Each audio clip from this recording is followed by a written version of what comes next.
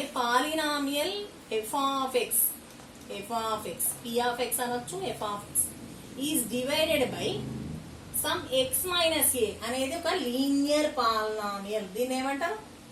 Linear polynomial. దీన్ని ఏమంటారు? f of x. ఇది డిగ్రీ లెస్ దాన్ 1 ఉండొద్దు, అయితేనా గ్రేటర్ దాన్ 1 ఉండాలి ఆర్ ఈక్వల్ టు 1 ఉండాలి. ఉండాలంట అయితేనా గ్రేటర్ దాన్ 1 ఉండాలి, లేదా it should be equal to 1. ఇది ఎక్స్ మైనస్ ఏ తో డివైడ్ చేస్తున్నాం అనుకో. సపోజ్ దీని డిగ్రీ లెస్ దాన్ 1 ఉందనుకో, అంటే 4 5 ఉంటుంది. దాన్ని డివైడ్ చేయలేము కదా, we cannot divide. So if it is divided by x minus a, then the remainder is f of a. F of a అనేది రిమైండర్ థీరం. అంటే మనం గనక ఒక పాలినామియల్ ఎక్స్ మైనస్ ఏ తో గనక డివైడ్ చేస్తున్నట్లయితే అప్పుడు రిమైండర్ అనేది ఎఫ్ ఆఫ్ ఏ వస్తుంది.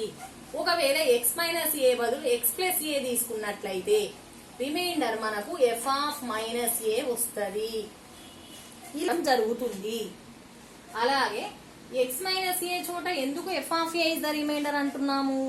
Because the zero of x minus a is a. So in place of x if we put a, then the remainder you will be getting.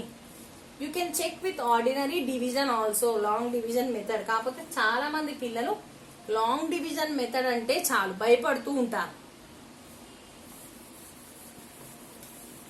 So మనం reminder ఇలా short cut లో కూడా రాసుకోవచ్చు. ఒకవేళ reminder theorem కాకుండా factor theorem అని విన్నారా? Factor theorem. What is mean bi factor theorem?